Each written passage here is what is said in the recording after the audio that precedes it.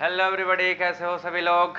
स्वागत है आप सबका। यूनिट 1 आज हम लोग स्टार्ट करेंगे। ठीक है, देखो अभी मैंने आपको हाइब्रिडेशन क्यों पढ़ाया, क्योंकि आगे जो टॉपिक पढ़ाना है वो बिना हाइब्रिडेशन के आने वाला नहीं है। आपको कई जगह हाइब्रिडेशन का यूज पड़ेगा, इसलिए मैं पहले आपको हाइब्रिडेशन सिखाया कैसे निकाला जाता है। आज से हम लोग यूनिट 1 स्टार्ट करेंगे। पहले यूनिट 1 पूरा फिनिश करूंगा, देन यूनिट 2 पे चलेंगे, देन यूनिट 3।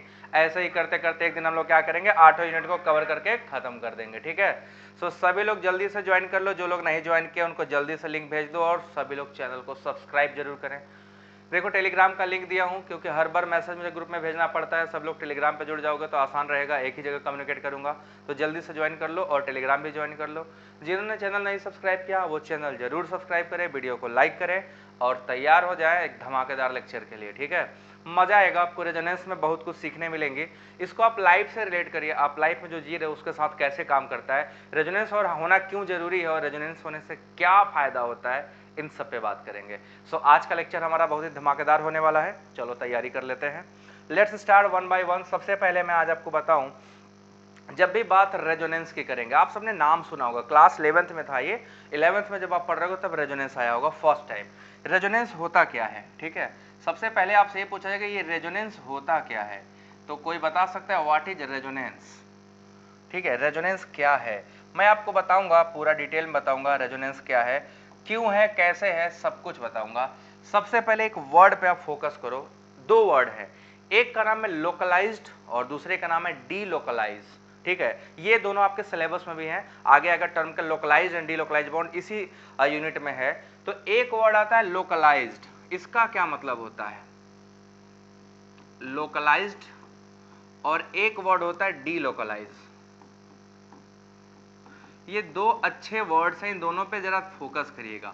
लोकलाइज्ड और डीलोकलाइज्ड का क्या मतलब हुआ, देखो लोकलाइज्ड का मतलब होता है फिक्स, एक ही जगह पर मूव ना करता हो, जिसका मूवमेंट ना हो। ठीक है ना, जैसे मैं मूव कर रहा हूं तो मैं डीलोकलाइज कर रहा हूं, सिस्टम के साथ मूव करता हूं। ऐसे बॉन्ड जो मूवमेंट नहीं दिखाते हो, नॉट मूविंग हो, उनको हम लोग बोलते हैं लोकलाइज्ड बॉन्ड। और ऐसे सभी बॉन्ड जो क्या करते हो, मूवमेंट में हो, मूव करते हो, ठीक है, वो लोकलाइज में चले गए। उसके जस्ट अपोजिट क्या होगा, जो मूव नहीं करते, जैसे आपके घर का जो वॉल है, दीवार है, वो मूव नहीं करता, वो क्या है, फिक्स्ड है। और जब वो फिक्स्ड है तो उसको क्या बोलेंगे, लोकलाइज्ड। ठीक है ना, they don't change their position, they are fixed, these are fixed. ये सब क्या होते हैं, फिक्स्ड होते हैं। These are fixed, not in move, not in movement, ये मूवमेंट में नहीं होते, मूव नहीं करते। और जो ये होते हैं, these are undergo, these are undergo movement with conjugated system, with conjugated system. तो ऐसे बॉन्ड जो कंजुगेटेड सिस्टम के साथ क्या करता हो, मूवमेंट करता हो, उसको हम लोग बोलेंगे डीलोकलाइज्ड। और जो मूवमेंट नहीं करता हो, फिक्स रहता हो, एक ही जगह पर बैठा रहता हो, उसको हम लोग क्या बोलेंगे, लोकलाइज्ड। तो लोकलाइज्ड और डीलोकलाइज्ड दो वर्ड हैं। आइए इन दोनों को लेके हम लोग आगे बढ़ेंगे। रेजोनेंस में इन दोनों का यूज्ड है। ठीक है, अब एक एग्जांपल से समझो लोकलाइज्ड और डीलोकलाइज्ड क्या होता है। ठीक, एक एग्जांपल समझो। जैसे मान लीजिए आप सभी लोग, हमने आपको ये एनिलीन का नाम सबने सुना होगा ना, एनिलीन क्लास 12 जब पढ़ा होगा तो उसमें एक चैप्टर में एनिलीन आया होगा। देखो ये एनिलीन है, एनिलीन का ये लोन पेयर है, देखो लोन पेयर। ठीक है, और दूसरा है साइक्लोहेक्साइल अमीन, इसमें भी क्या है, एक lone pair NH2। But in दोनों में ध्यान से बताइए, दोनों को लोन पेयर कौन सा डीलोकलाइज्ड है और कौन सा लोकलाइज्ड है। ये इसका लोन पेयर हो गया, ये एनिलीन है, ये हो गया आपका एनिलीन, और ये हो गया साइक्लोहेक्साइल, साइक्लोहेक्साइल अमीन। ठीक है, ये दो आपको दिख रहे होंगे, इनमें एक लोकलाइज्ड है और एक डीलोकलाइज्ड है। कौन सा बॉन्ड आपको लग रहा है लोकलाइज्ड है और कौन सा बॉन्ड आपको लग रहा है डीलोकलाइज्ड है, जरा बताइएगा इसको देख के सभी लोग। Which bond is localised and which bond is delocalised, किस बेसिस पर हम लोकलाइज और डीलोकलाइज की बात कर रहे हैं, जरा देखिए और मेरे को इन्फॉर्म करिए जल्दी से, कमेंट सेक्शन बताओ विच बॉन्ड इज लोकलाइज्ड। देखो ये double single double single double single double, देखो ये लोकलाइज्ड नहीं है, ये डीलोकलाइज्ड है, क्योंकि सिस्टम क्या है, कंजुगेटेड है। Lone pair single double single double single double single, जहां भी single double single double single repeat करेगा वो सिस्टम कंजुगेटेड होता है, और जो कंजुगेटेड होता है वहीं डीलोकलाइजेशन होता है, तो वहीं क्या होता है, डीलोकलाइजेशन होता है। और जिस केस में कंजुगेशन नहीं है, लगातार सेम टाइप के बॉन्ड रिपीट हो, जैसे lone pair single single, conjugation नहीं है, हर बार अल्टरनेट पे एक डबल बॉन्ड का आना जरूरी है, जैसे सिंगल बॉन्ड फिर डबल बॉन्ड फिर सिंगल बॉन्ड फिर डबल बॉन्ड, तो अल्टरनेट पोजीशन पे क्या होना चाहिए, कंजुगेशन होना चाहिए। अगर कंटिन्यू दो आगे देखो, यहाँ पे क्या हो गया, ये लोन पेयर सिंगल सिंगल, तो ये क्या हो गया, लोकलाइज्ड है, ये आपका लोकलाइज्ड है, और ये आपका क्या हो गया, डीलोकलाइज्ड है। तो एनिलीन का जो लोन पेयर था उसमें आपका पाई लोन पेयर डीलोकलाइजेशन करता है, जबकि इसमें अगर हम बात करें तो लोकलाइज्ड है, मूवमेंट नहीं करता, क्योंकि मूवमेंट करने के लिए तो कंजुगेशन चाहिए, और कंजुगेशन यहाँ है नहीं। लोकलाइज्ड क्यों हुआ, क्योंकि ये नॉन कंजुगेटेड था, क्योंकि ये नॉन कंजुगेटेड था, ठीक है। ये लोकलाइज्ड क्यों हुआ, क्योंकि ये कंजुगेटेड था, है ना, ये कंजुगेटेड था। तो जो सिस्टम कंजुगेशन में होगा वो डीलोकलाइजेशन करेगा, और जो सिस्टम कंजुगेशन में नहीं होगा वो डीलोकलाइजेशन नहीं करेगा। तो जो डीलोकलाइज नहीं करेगा उसको बोलते हैं लोकलाइज्ड, और जो डीलोकलाइज करेगा वो तो डीलोकलाइज है ही। एक एग्जांपल और छापते हैं, ये देखो साइक्लोहेक्सीन है, इसका नाम है साइक्लोहेक्सीन, ठीक, और ये आपका बेंजीन है। अब बताइए दोनों में से कौन सा बॉन्ड लोकलाइज्ड है और कौन सा बॉन्ड डीलोकलाइज्ड है, ठीक है। ये आपका एक एग्जांपल हो गया। फिर आपका बी है, आपको बताना है कौन सा बॉन्ड लोकलाइज्ड है और कौन सा बॉन्ड डीलोकलाइज्ड है, ठीक है। इसमें फिर से आपको बताना है, ये निगेटिव चार्ज यहां हो गया और ये निगेटिव चार्ज यहां हो गया, तो which system is localised and which system is delocalise. अगर इन पांचों को क्लासिफाई करना हुआ, लोकलाइज्ड और डीलोकलाइज में क्लासिफाई करो, तो सभी लोग क्लासिफाई करो जरा, तो आपका क्लासिफिकेशन देखते हैं कितना सही है। कंजुगेशन अभी बताता हूं कंजुगेशन क्या होता है, जब अल्टरनेट पोजीशन पे, ठीक है। बाकी लोग क्लासिफाई करो, बाकी मैं कंजुगेशन समझा दे रहा हूं, डिटेल में पढ़ाऊंगा ये कंजुगेशन, ठीक है। When pi bond present at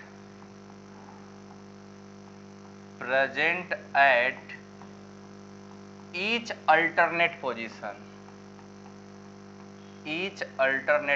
her alternate position पे क्या हो, पाई बॉन्ड प्रेजेंट हो, ठीक है ना, किसके साथ, along with या तो पॉजिटिव चार्ज या तो नेगेटिव चार्ज या तो लोन पेयर या तो फ्री रेडिकल या तो एक पाई बॉन्ड के साथ। इन पांचों में से किसी के साथ अगर पाई बॉन्ड अल्टरनेट पोजीशन पे है तो ऐसे सिस्टम को बोलते हैं कंजुगेटेड सिस्टम, ठीक है ना, ऐसे सिस्टम को बोलते हैं कंजुगेटेड सिस्टम। तो इसमें देखो, इसमें अल्टरनेट पोजीशन है, डबल बॉन्ड के बाद सिंगल सिंगल सिंगल रिपीट हो गया, तो इसको बोलेंगे नॉन कंजुगेटेड। क्या बोलोगे, नॉन कंजुगेटेड। और जो कंजुगेटेड नहीं होगा वो लोकलाइज्ड होगा, क्या होगा, वो लोकलाइज्ड, जिसके बॉन्ड क्या हो जाएंगे बच्चों, लोकलाइज्ड। यहां पे देखो जरा, अल्टरनेट है पाई बॉन्ड सिंगल पाई, अल्टरनेट पे अगर आ गया तो वो क्या हो जाएगा, डीलोकलाइज। तो यहां पे देखो अल्टरनेट पे है pi bond at each alternate position, ध्यान से देख लीजिए, ईच अल्टरनेट पोजीशन। तो अगर ईच अल्टरनेट पोजीशन पे है तो क्या है, कंजुगेटेड है, और जो सिस्टम कंजुगेटेड होते हैं वो क्या होते हैं, डीलोकलाइज की लोकलाइज, तो आपका आंसर होगा डीलोकलाइज। तो हमारा ये सिस्टम कैसा था, दिस इज डीलोकलाइज्ड, है ना, ये डीलोकलाइज्ड है। आप देखिएगा फर्स्ट यूनिट का चौथा या पांचवा पॉइंट है localise and delocalise bond, syllabus देख लीजिएगा, उसमें मैं मेंशन किया हूं, ठीक है। अब इन दोनों में देखो, निगेटिव चार्ज के बाद single single single, non conjugated, ये फिर से क्या हो गया, non conjugated, this is non conjugated. और इसमें देखो निगेटिव है, देखो लिखा हो ना negative charge, negative single double single double single negative, alternate पे है कि नहीं यार, निगेटिव को तुरंत बाद सिंगल है, सिंगल के बाद डबल है, डबल के बाद फिर सिंगल, सिंगल के बाद फिर डबल है। सो कॉन्टिन्यूअस क्या है, कंजुगेशन है, और जहां पे कंजुगेशन होगा वो बॉन्ड हमेशा डीलोकलाइज करेगा, डीलोकलाइज्ड होगा। So this is delocalised system and this is localised system. क्या आपको लोकलाइज्ड और डीलोकलाइज्ड समझ में आया? बताओ सभी लोग, क्या आप सभी को लोकलाइज्ड और डीलोकलाइज्ड समझ में आया? आ जाओ कमेंट सेक्शन में। जितने लोग वीडियो देख रहे हो आप सभी लोग इतने सारे हो, सबको थैंक यू सो मच, सबको आशीर्वाद। सभी लोग कृपया वीडियो को लाइक कर दें, अभी के अभी कर दें, ठीक है। ये आपको क्लियर हुआ लोकलाइज्ड और डीलोकलाइज्ड क्या होता है? बड़ा आसान है, लोकलाइज और डीलोकलाइज फाइंड आउट करना बहुत ही ज़्यादा आसान है, आराम से फाइंड आउट हो जाता है। देखो मैंने फाइंड आउट कर दिया, अब आपकी बारी, आप बताइए आपको समझ आया कि नहीं आया। आज पढ़ेंगे घंटा भर, मस्त टॉपिक भी बढ़िया शानदार टॉपिक है। बाकी अपने बैचमेट्स को शेयर करो, देखो नहीं जुड़ रहे हैं सब, सबको जुड़ना चाहिए, सबको पढ़ना चाहिए ना। बाकी जो नहीं जुड़ा उसको सीधे एक मैसेज लिख के भेजो, नहीं जुड़ोगे तो पीट देंगे। So up to this clear?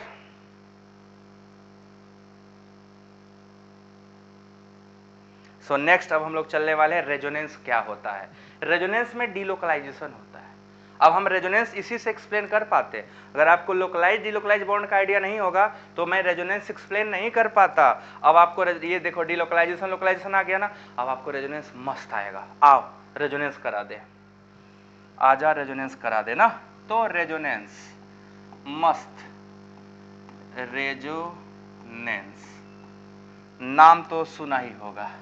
अब कोई कोचिंग का नाम मत लेना कि सर रेजोनेंस तो कोचिंग है, होगा जहां होगा। हमारा रेजोनेंस क्या है, सिस्टम है, और हमारे सिस्टम में देखो कैसे होता है रेजोनेंस। ऐसा रेजोनेंस कराया जाएगा कि धुआं धुआं हो जाए। ये है रेजोनेंस। रेजोनेंस क्या कहता है, रेजोनेंस में हमें क्या पढ़ना है? सबसे पहले व्हाट इज रेजोनेंस, ठीक है ना, इसी के बारे में पढ़ना है, रेजोनेंस क्या है। देन उसके बाद पढ़ोगे कंडीशंस क्या है रेजोनेंस होने के लिए, किन कंडीशंस में रेजोनेंस होते हैं।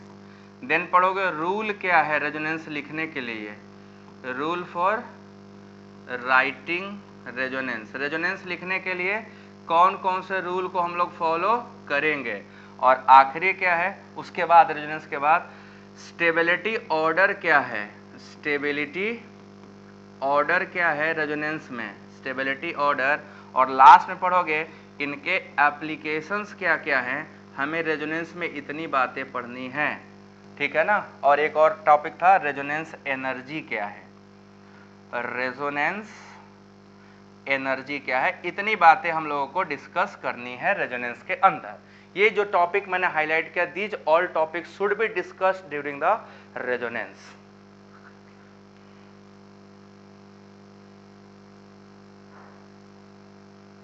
ठीक है, कसम से बता रहा हूं मजा आएगा, बहुत मजा आएगा। आ जाओ वन बाय वन शुरू करते हैं। सबसे पहले रेजोनेंस, देखो रेजोनेंस क्या होता है, delocalisation of pi electrons in adjacent conjugated system. बगल वाले कंजुगेटेड सिस्टम में जब पाई इलेक्ट्रॉन्स का डीलोकलाइजेशन होता है, मूवमेंट होता है, सर्कुलेशन होता है, इसी फिनोमिना को रेजोनेंस कहा जाता है। तो रेजोनेंस क्या होता है, डीलोकलाइजेशन ऑफ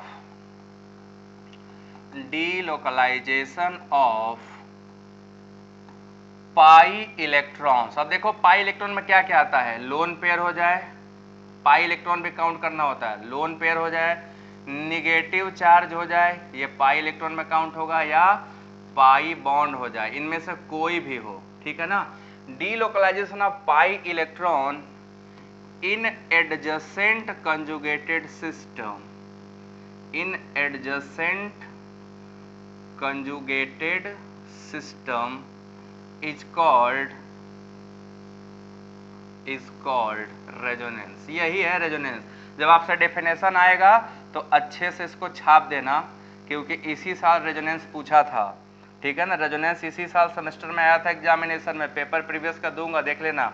यही रेजोनेंस है, डीलोकलाइजेशन होता है पाई इलेक्ट्रॉन का एडजेसेंट कंजुगेटेड सिस्टम में इसी सिस्टम को हम क्या कहते हैं, रेजोनेंस कहते हैं। तो resonance is nothing delocalisation of pi electrons. Pi electron का जब डीलोकलाइजेशन होता है, जो पाई इलेक्ट्रॉन का मूवमेंट होता है कंजुगेटेड सिस्टम में, उसी को क्या बोलते हैं अपन लोग, रेजोनेंस। एग्जांपल के लिए देखो, ये सिस्टम देखो, CH2 double bond CH, CH double bond CH2। आप लोग बताओ क्या ये सिस्टम कंजुगेटेड है? ये जो मैं अभी अभी बनाया हूं ताजा ताजा सिस्टम, क्या ये सिस्टम कंजुगेटेड है या नहीं है? बताइए, whether this system is conjugated और नॉट। अगर है तो देखो कैसे डीलोकलाइज करेगा। ये पाई इलेक्ट्रॉन यहाँ से यहाँ चला जाएगा, ये पाई इलेक्ट्रॉन इसके खोपड़िया पे आ जाएगा। तो जिसके पास से पाई इलेक्ट्रॉन गया उसका एक बॉन्ड खत्म होगा तो उसके पास आएगा चार्ज नेगेटिव। फिर जो सिंगल बॉन्ड था उसके बीच में क्या आ जाएगा, डबल बॉन्ड, और किनारे वाले का खोपड़ी पे चार्ज गया है तो वो हो जाएगा नेगेटिव। जो इलेक्ट्रॉन लेगा उस पर नेगेटिव चार्ज, और जिसके यहाँ से इलेक्ट्रॉन जाएगा वो पॉजिटिव चार्ज। वो क्या होगा, पॉजिटिव चार्ज। आप सभी लोग पढ़ाई फोकस करें, ठीक है, पढ़ाई फोकस करो। इधर देखो, बाकी बकवास करने वालों को छोड़ दो, सब लोग पढ़ते रहो, कमेंट सेक्शन में मत देखो। जो काम की चीज पूछे वो कमेंट करना, ठीक। ये देखो क्या है आपका कंजुगेटेड सिस्टम। कंजुगेटेड सिस्टम ने क्या देखा, डीलोकलाइजेशन और लोकलाइजेशन है कि नहीं है। तो हमने क्या देखा कि पाई इलेक्ट्रॉन मूव कर रहा है। अब देखो ना, यहां से ये इधर से इधर कर दे तो वापस से जहां था वहीं आ जाएगा। देखो, अगर ये पाई इलेक्ट्रॉन वापस से यहां आ जाए तो ये डबल बॉन्ड यहां फिर से आ जाएगा।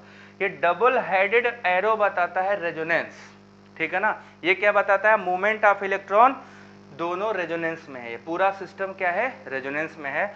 अगर दोनों को मिला के एक स्ट्रक्चर बनाए तो एक्चुअल स्ट्रक्चर इसका क्या होता है, ऐसे बनाया जाता है। This is CH2।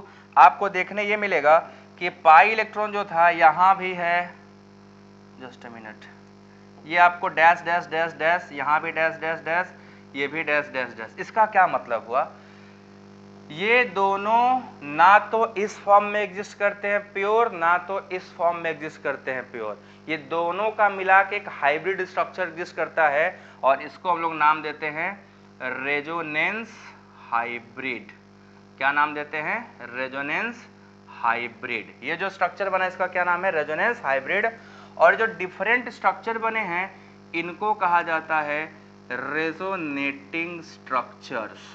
क्या कहा जाता है, रेजोनेटिंग स्ट्रक्चर या कैनोनिकल स्ट्रक्चर, या तो कैनोनिकल स्ट्रक्चर कहा जाता है। दोनों में से आप कोई भी कर सकते हो, या तो रेजोनेटिंग स्ट्रक्चर या तो कैनोनिकल स्ट्रक्चर। और इन दोनों से मिलके जो बना final structure that is known as resonance hybrid, that is known as resonance hybrid. ध्यान दीजिएगा, रेजोनेंस हाइब्रिड क्या होता है, ये आपका मिक्सचर होता है। दोनों स्ट्रक्चर का क्या होता है, मिक्सचर होता है। तो अपन लोग ने क्या देखा कि यहाँ पाई इलेक्ट्रॉन डीलोकलाइज कर रहे हैं, कहाँ पे, double single double conjugated system में।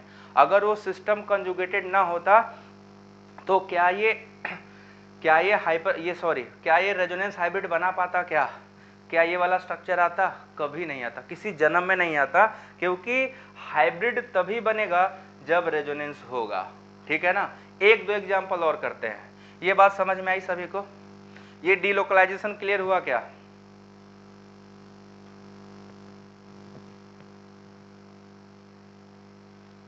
हाइपर कंजुगेशन नहीं है, हाइपर कंजुगेशन का अलग कंडीशन होता है, sp3 से होता है, कंजुगेशन नहीं होता वहां पे।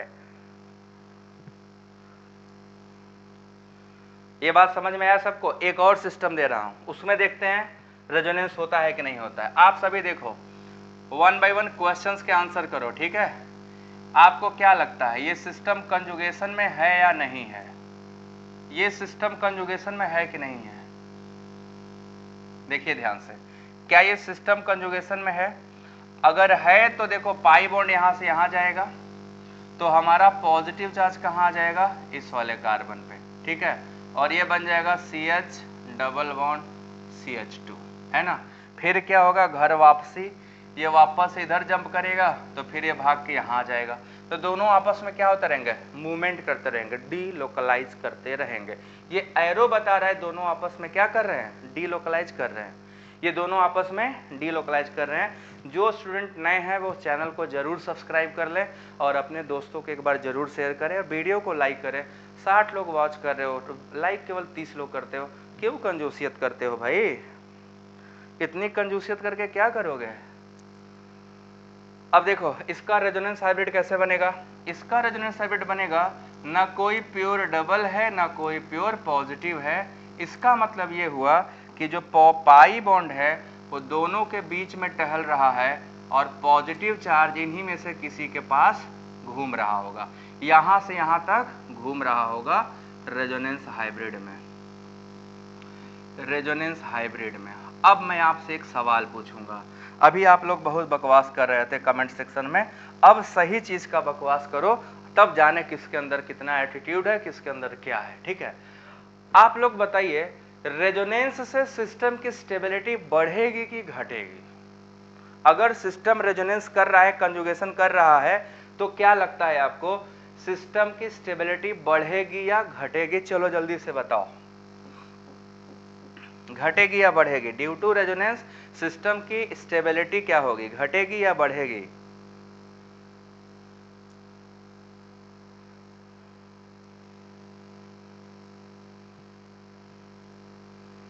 कमेंट फास्ट, क्या लगता है? Due to resonance stability of system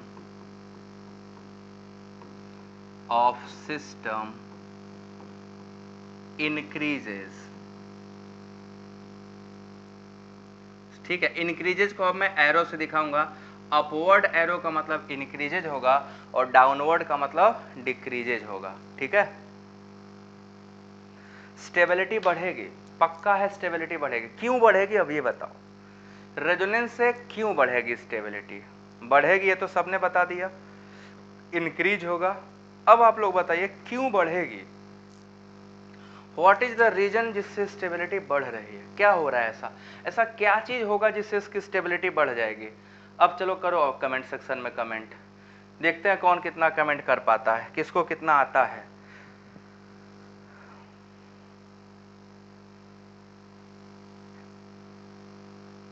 हाँ स्टेबिलिटी बढ़ेगी, पक्का है स्टेबिलिटी बढ़ेगी, बट क्यों बढ़ेगी? क्यों बढ़ेगी स्टेबिलिटी? क्या रीजन है स्टेबिलिटी बढ़ने का? कौन है जो फोर्स कर रहा है स्टेबिलिटी बढ़ने के लिए? ऐसा क्या हो रहा है जिससे स्टेबिलिटी बढ़ जा रही है? कोई फिनोमिना हो रहा है क्या? कोई प्रोसेस हो रहा है क्या जिससे स्टेबिलिटी बढ़ रही है? Something is there, then what is that?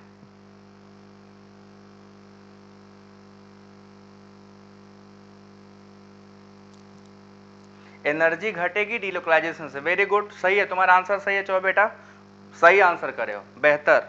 और भी कुछ चीजें हैं, एनर्जी क्यों घटेगी ये भी तो बताना पड़ेगा ना।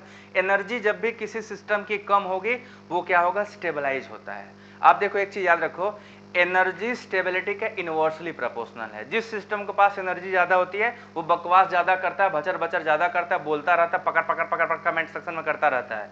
पर जिसकी एनर्जी कम होती है, स्टेबल रहता है, चुपचाप पढ़ाई फोकस करता है, लोअर एनर्जी ज्यादा फोकस, ज्यादा एनर्जी ज्यादा बकवास, ज्यादा बोलता है। क्योंकि एनर्जी जब लोअर होती है तो चुपचाप हम थक के लेटे रहते हैं, बैठे रहते, कोई काम नहीं करते, स्टेबल रहते हैं। जब एनर्जी बहुत ज्यादा होती है तो कूदते फांदते हैं ना, एनर्जी ज्यादा है। तो जिस सिस्टम की एनर्जी ज्यादा होती है वो क्या होता है, कम स्टेबल। और जिस लेस स्टेबल उसी को बोलेंगे। और जब सिस्टम की एनर्जी घटा दोगे, लोअर एनर्जी कर दोगे, तो सिस्टम स्टेबलाइज होगा। तो minimum energy maximum stability, maximum energy minimum stability. ठीक है, तो सवाल ये पूछा मैंने, एनर्जी घटी कैसे? यहां मैं लिख दे रहा हूं, स्टेबिलिटी जो है, stability inversely proportional to energy है। एनर्जी का क्या होता है, inversely proportional. This is my thumb rule, इसको ध्यान रखना, ये रूल बहुत काम का है। बक्सा याद रखिएगा जो डब्बा मैंने बनाया। सो क्यों एनर्जी घटी, डीलोकलाइजेशन से एनर्जी क्यों घटी? रेजोनेंस एनर्जी पे तो अभी मैं आया ही नहीं हूं, रेजोनेंस पे तो अभी आऊंगा ना। सिग्मा बॉन्ड के कारण नहीं, ध्यान से देखो, एकदम नहीं जो मैं बता रहा हूं। जैसे एक चीज बताओ, दो वर्ड का नाम सुनो, सिमेट्रिकल और अनसिमेट्रिकल। नाम सुना होगा ना, एक सिमेट्रिकल वर्ड होता है और एक वर्ड होता है अनसिमेट्रिकल। तो आप बताओ सिमेट्रिकल और अनसिमेट्रिकल में कौन ज्यादा स्टेबल होगा?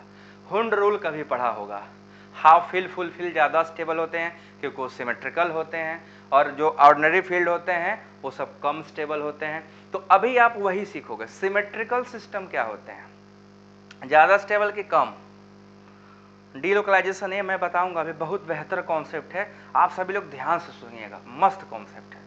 बस अगर फोकस करिएगा, ध्यान दीजिएगा तो आपको मजा आएगा। और ये आपको बता दें आगे बहुत जिंदगी में काम आने वाला है। ये केमिस्ट्री रेजोनेंस लाइफ में बहुत तेज होता है, अभी सिखाऊंगा लाइफ होगा तो क्या बदल जाएगा, ये जिंदगी में रेजोनेंस क्या बदलाव लाता है।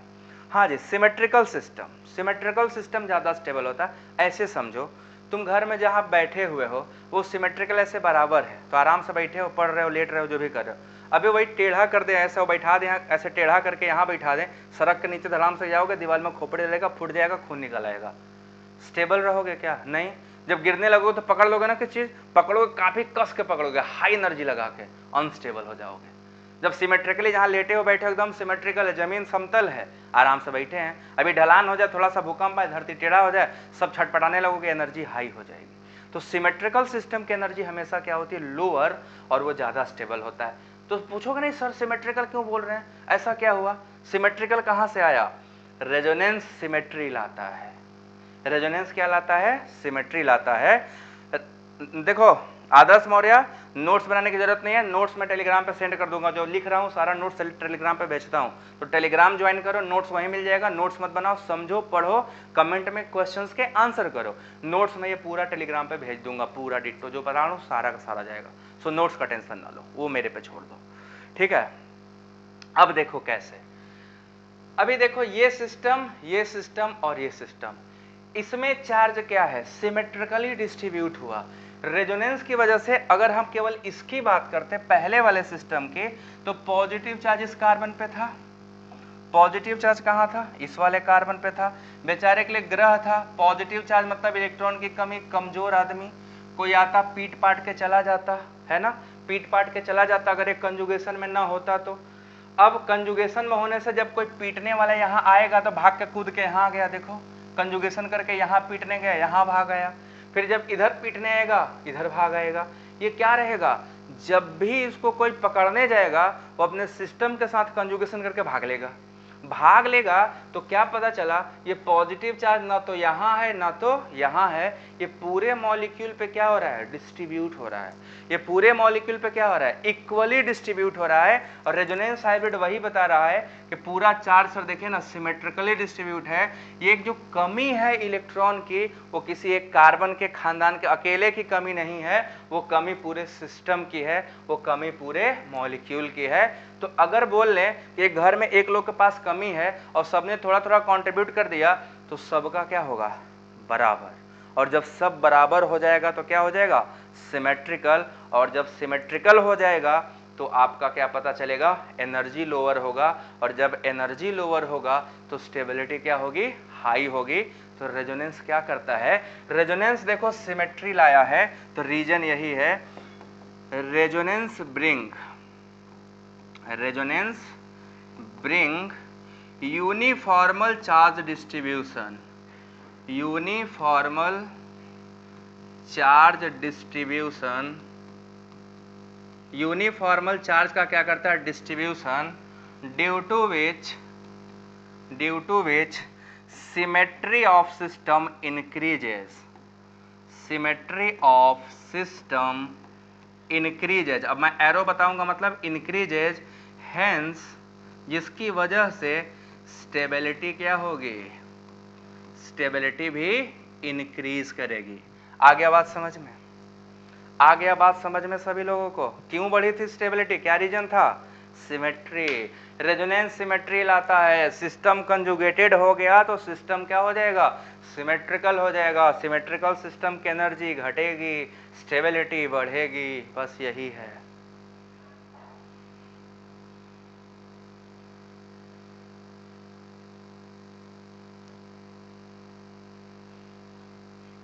दिखा, यहां दिखा सभी लोगों को, आंसर मिला कि नहीं मिला, रीजन समझ में आया क्या, वाई दिस कोलावेरी, क्यों स्टेबिलिटी हुआ, बोलो बोलो बच्चों, बोलो बोलो जल्दी से बोलो, फिर आगे चलें। व्हाट अबाउट दिस, क्लियर है, अब हम लोग बताने वाले हैं आपको, अभी आपने रेजोनेंस सीखो। What is resonance? Delocalisation of pi electron. क्या होता है रेजोनेंस से? स्टेबिलिटी बढ़ जाती है। काहे बढ़ जाती है? इसलिए बढ़ जाती है क्योंकि रेजोनेंस सिमेट्री लाता है, बस बात खत्म। कोई तुमसे पूछा आप क्या होता है रेजोनेंस, बता दोगे ना, अरे वही डिलोकलाइजेशन ऑफ पाई इलेक्ट्रॉन जो होता है वही रेजोनेंस होता है। तो काहे होता है रेजोनेंस? स्टेबिलिटी बढ़ाने के लिए होता है, और का काहे स्टेबिलिटी बढ़ाता है? सिमेट्री लाता है। सिमेट्री लाएगा तो स्टेबिलिटी बढ़ेगा, जो बात है सो बात है। काहे सिमेट्री लाएगा तो स्टेबिलिटी बढ़ेगा? अरे भाई सिमेट्री लाएगा तो एनर्जी घटेगा, एनर्जी घटेगा तो स्टेबिलिटी क्या होगा? बढ़वे ना करेगा। तो बढ़ा, बढ़ा, सिमेट्री लाया, स्टेबिलिटी बढ़ा। अब 1 by 1 रेजोनेटिंग स्ट्रक्चर देखे हो ना, रेजोनेटिंग स्ट्रक्चर देखे हो, रेजोनेंस हाइब्रिड भी देखे हो। अब सवाल पूछ रहा हूं, दोनों में ज्यादा स्टेबल कौन है? दोनों में ज्यादा स्टेबल कौन है? रेजोनेंस हाइब्रिड ज्यादा स्टेबल है कि रेजोनेटिंग स्ट्रक्चर? चलो बच्चों बताओ, which one is more stable?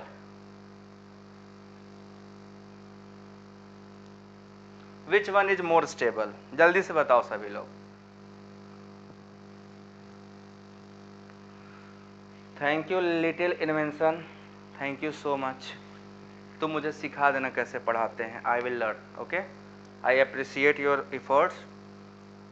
बच्चों तुम लोग बताओ, रेजोनेंस हाइब्रिड और रेजोनेटिंग स्ट्रक्चर में कौन ज्यादा स्टेबल है?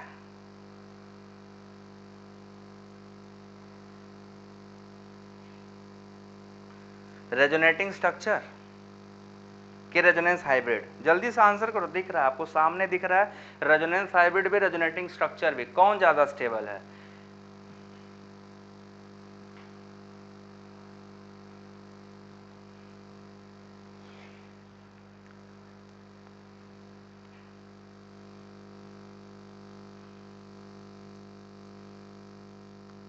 Resonance hybrid.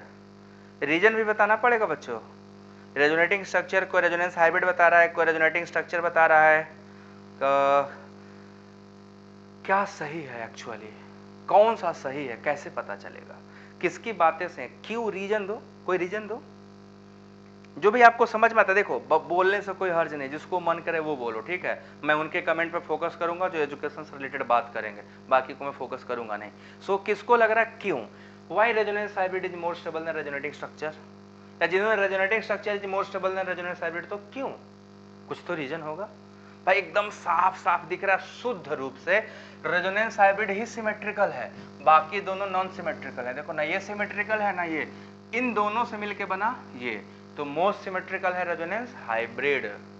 मोस्ट सिमेट्रिकल कौन है? Resonance hybrid. तो हमारा resonance hybrid is most stable और रेजोनेटिंग स्ट्रक्चर क्या होते हैं? Less stable. तो अगला स्टेटमेंट यही है, resonance hybrid is more stable then any of the resonating structure. Resonance hybrid is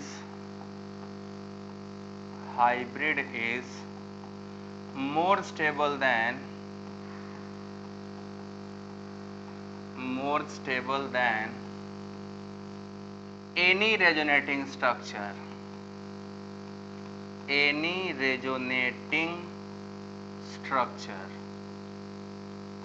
किसी भी रेजोनेटिंग स्ट्रक्चर से हमारा जो रेजोनेंस हाइब्रिड होता है वो ज्यादा स्टेबल होता है। Always resonance hybrid is more stable then any resonating और कैनोनिकल स्ट्रक्चर, ठीक है। इसी को हम लोग कैनोनिकल भी नाम देते थे, कैनोनिकल स्ट्रक्चर। याद रखिएगा इस बात को, रेजोनेंस हाइब्रिड हमेशा मोर स्टेबल होता है किसी भी कैनोनिकल स्ट्रक्चर से। क्लियर है? एटॉमिक अरेंजमेंट,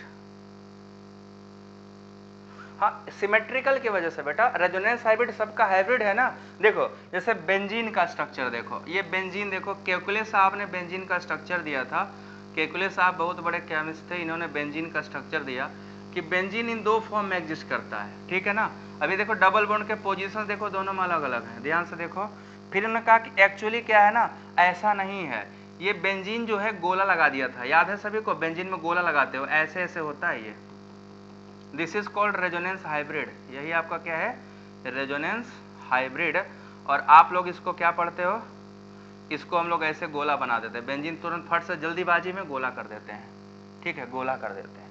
ये दोनों स्ट्रक्चर का ये मिक्सचर है, ये इसका और इसका दोनों का क्या है, मिक्सचर है, जो बताता है बेंजीन ना तो इस फॉर्म में रहता है ना तो इस फॉर्म में, दोनों का मिक्सचर रहता है इस फॉर्म में। तो इसमें देखो कुछ बॉन्ड डबल थे, 3 बॉन्ड डबल थे, 3 बॉन्ड सिंगल थे, इसमें जो सिंगल थे वो डबल हैं, जो डबल थे वो सिंगल हैं, और इसमें सभी के सभी बराबर हैं, सब के सब क्या है, इक्विवेलेंट हैं। तो जो इक्विवेलेंट होते हैं वो आपके ज़्यादा स्टेबल होते हैं, और जो दोनों नॉन इक्विवेलेंट होते हैं वो कम स्टेबल। तो ये वाला आपका ज़्यादा स्टेबल है इन दोनों से। तो ये रेजोनेंस हाइब्रिड है, ये दोनों रेजोनेटिंग स्ट्रक्चर है। तो this is all about resonance. Resonance क्या होता है ये आपको पता चला। अब कंडीशन क्या है, किस कंडीशन में रेजोनेंस होगा, कब रेजोनेंस होगा, अब हम ये पढ़ने वाले हैं।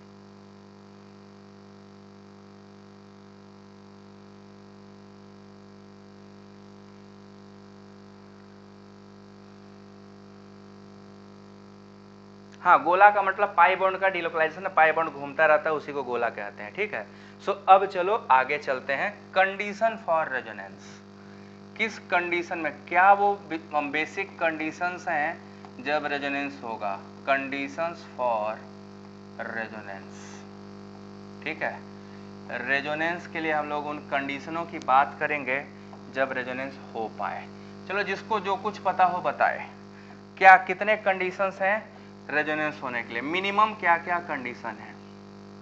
रेजोनेंस अगर होना चाहे तो उसको कौन कौन से एलिजिबिलिटी होनी चाहिए। जैसे आपको एडमिशन लेना था बीएससी में, तो आपकी एलिजिबिलिटी होनी चाहिए थे, आपको 12 में पास होना चाहिए था, आपका बायो में सब्जेक्ट साइंस होता तो साइंस मिलता, नहीं तो साइंस नहीं मिलता। वैसे ही रेजोनेंस का भी कुछ क्राइटेरिया है। वो कौन कौन से क्राइटेरिया जब रेजोनेंस होगा, बताएं सभी लोग।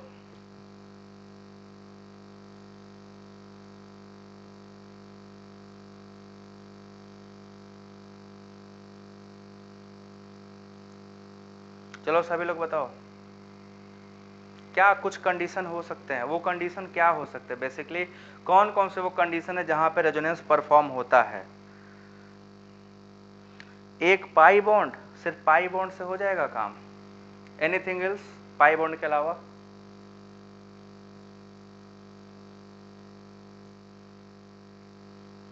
हाँ जल्दी से मारो कमेंट में, एकदम फेंक के एकदम उड़ जाए।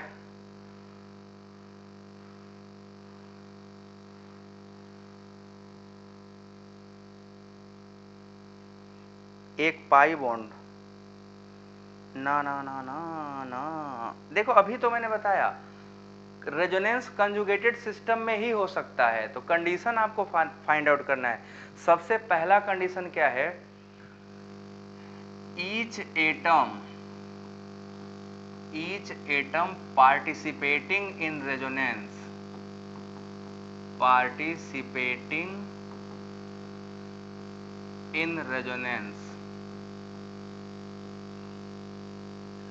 must be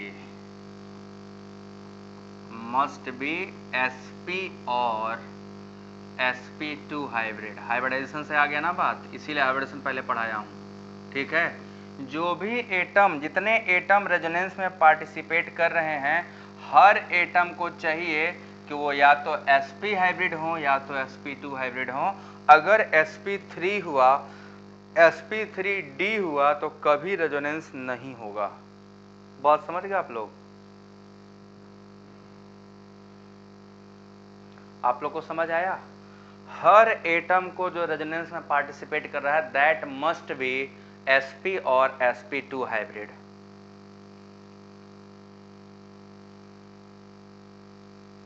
that must be sp और sp2 हाइब्रिड, पहला कंडीशन है। दूसरा कंडीशन, सेकेंड कंडीशन क्या है बताइए सभी लोग, what is the second condition. sp नहीं होगा तो मॉलिक्यूल प्लेनर नहीं होगा, ठीक है ना। तो मॉलिक्यूल मस्ट बी प्लेनर। दूसरा कंडीशन क्या है, molecule must be planar. Second condition यही है कि मॉलिक्यूल प्लेनर होना चाहिए। अगर sp या sp2 हाइब्रिड नहीं हुआ तो कभी प्लेनर नहीं होगा। sp sp2 क्या होते हैं, sp होगा तो लीनियर होगा प्लेन पे, या ट्राइगोनल प्लेनर, दोनों प्लेनर बनते हैं। अगर sp3 होता तो टेट्राहेड्रल बन जाता, टेट्राहेड्रल प्लेनर नहीं होता है। तो दूसरा कंडीशन सेटिस्फाई तभी होगा जब पहला कंडीशन फॉलो होगा। तो each atom should be sp और sp2, अदरवाइज अगर sp sp2 नहीं हुआ तो मॉलिक्यूल कभी प्लेनर नहीं होगा। तो मॉलिक्यूल को अगर प्लेनर होना है तो सिस्टम को sp या sp2 हाइब्रिड होना पड़ेगा, ठीक है ना, sp या sp2 हाइब्रिड होना पड़ेगा। रिलेटिव पोजीशन है, हाँ वो कंडीशन है, वो रूल है। अभी मैं आपको रूल बताऊंगा बेटा हर्ष कुमार, वो रूल है रिलेटिव पोजीशन का, अभी मैं बताऊंगा, उसका रूल पे आऊंगा, तीसरा पार्ट है वो दूसरे पार्ट में, ठीक है ना। तीसरा कंडीशन ये है कि system must be conjugated, system must be conjugated, system को कंजुगेटेड होना बहुत जरूरी है। और सिस्टम कंजुगेटेड तभी होगा जब वो प्लेनर होगा, सिस्टम प्लेनर तभी होगा जब वो sp या sp2 हाइब्रिड होगा। तो तीनों रूल पहले लाइन से फाइंड आउट करोगे। तीनों रूल क्या होने चाहिए, एकदम लिनियरली फॉलो होने चाहिए, इसके बाद ये, इसके बाद ये। अगर इसमें से कोई एक भी आगे पीछे हुआ तो पूरा सिस्टम हो जाएगा आपका खराब, समझ गए ना। ये तीसरा रूल। चौथा रूल, फोर्थ रूल क्या बोलता है, only parallel P orbital involve in resonance. Parallel का मतलब समान, एक जैसे, है ना, पैरेलली जो हो, एक ही सिमेट्री जिनकी हो, तो only parallel, only parallel P orbital involve in resonance, involve in resonance. अभी आपको एग्जांपल से समझाता हूं। रेजोनेंस में सिर्फ और सिर्फ पैरेलल पी ऑर्बिटल ही इन्वॉल्व होते हैं, अगर नॉन पैरेलल हो गया तो इन्वॉल्व नहीं करेगा। इसको क्यों, ऐसा क्यों, अभी आपको समझा रहा हूं diagrammatically with proper P orbital diagram, ठीक है। तो चलो तैयार हो जाओ देखने के लिए, ठीक है, देखने के लिए तैयार हो जाओ कैसे। मस्ट बी sp sp2, ठीक है खुशी गुप्ता सही बताई हो। अगला क्यों पैरेलल पी है, ध्यान से देखो, कल मैंने आपको एल्कीन में बॉन्डिंग पढ़ाया था, जरा इस सिस्टम को देखो। इस सिस्टम में रेजोनेंस हुआ था, इसमें सभी कार्बन का हाइब्रिडेशन क्या है बताइए सभी लोग, इसमें हर एक कार्बन का हाइब्रिडाइजेशन बताओ, इसमें हर एक कार्बन का हाइब्रिडेशन बताइए, हर एटम का हाइब्रिडेशन क्या है।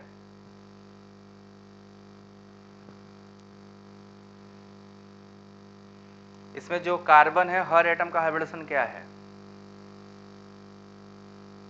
हाइब्रिडेशन तो दिख रहा होगा, लास्ट टाइम पढ़ाया हूं। तो हम सबको पता है यहां पे हर एटम का हाइब्रिडेशन है sp2, each atom is sp2। अब हर एटम क्योंकि sp2 है तो हमने आपको बताया था कि एक जो पाई बॉन्ड बना है वो p ऑर्बिटल के ओवरलैप से बना है ना। हर बॉन्ड पे देखो एक पाई बॉन्ड है क्या, हर बॉन्ड पे, हर कार्बन पे एक पाई बॉन्ड है। और पाई बॉन्ड बनने के लिए कंडीशन आपको याद है कैसे हुआ था, लैटरल ओवरलैप से, ध्यान से देखो, यही ये जो पाई बॉन्ड बना था कैसे बना था, ऐसे बना था।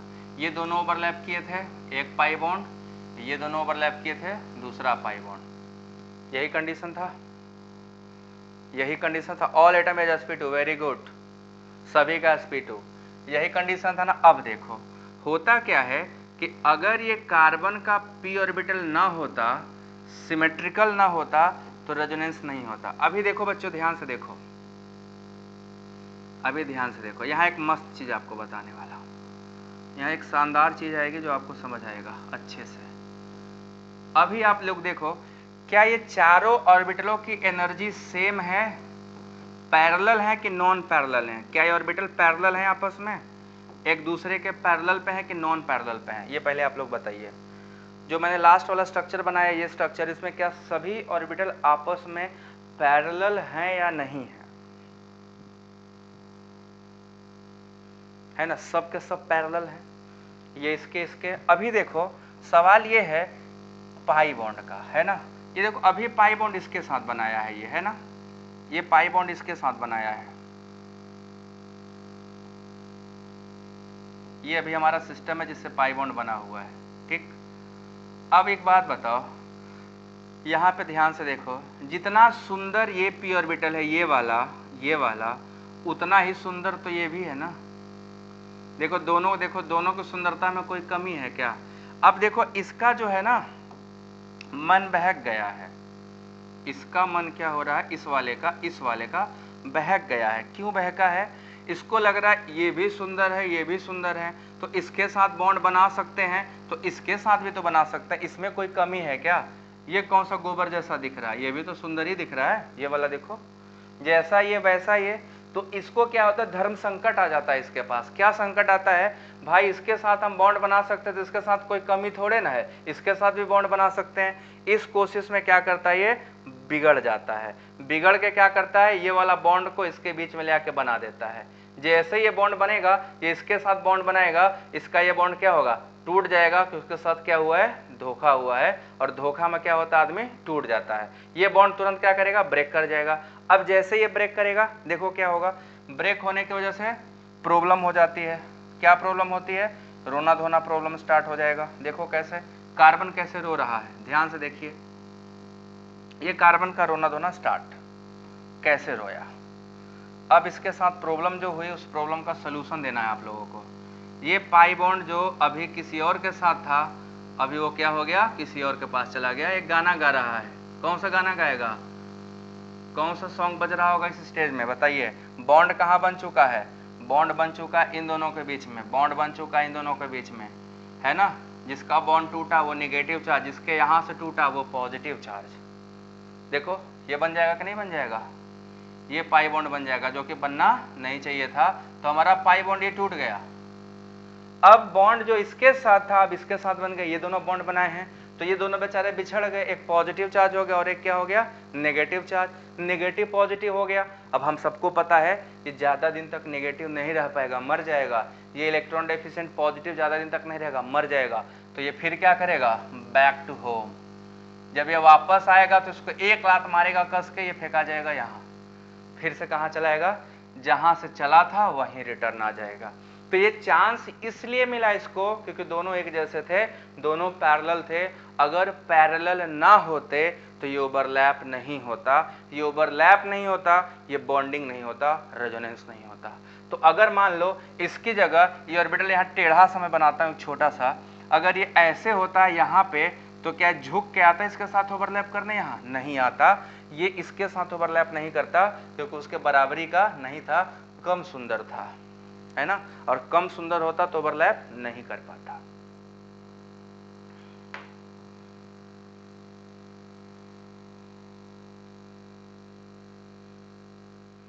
समझ गए पैरेलल पेयर ऑर्बिटल का concept. These are the 4 important condition for the resonance. पहला कंडीशन क्या है, each atom must be sp और sp2 हाइब्रिड। दूसरा कंडीशन क्या है, जो भी मॉलिक्यूल रेजोनेंस करेगा उसका सिस्टम क्या होना चाहिए, प्लेनर होना चाहिए। तीसरा एप्लीकेशन क्या है, थर्ड कंडीशन क्या है कि सिस्टम मस्ट बी कंजुगेटेड। और रेजोनेंस तभी होगा जब सभी ऑर्बिटल क्या हो, पैरेलल हो। अगर कोई भी ऑर्बिटल पैरेलल नहीं हुआ, नॉन पैरेलल हुआ, तो ओवरलैप नहीं होगा। ठीक है, तो पैरेलल होगा तभी ओवरलैप होगा, नॉन पैरेलल होगा तो ओवरलैप नहीं होगा। This is the rule. ये आपके क्या हो गए, 4 डिफरेंट रूल, 4 मजेदार इंटरेस्टिंग रूल हो गए। ठीक है ना, पैरेलल है, सबके सब क्या है, पैरेलल है। सो अब तीसरा पार्ट पे चलना है। ठीक है, तो आज 2 पार्ट मैंने कंप्लीट किया, तीसरा पार्ट अब कल स्टार्ट होगा। ठीक है, तो आप सभी लोगों को यहाँ तक समझ में, कितने लोगों को समझ में आ रहा है पढ़ने पे, बताइए।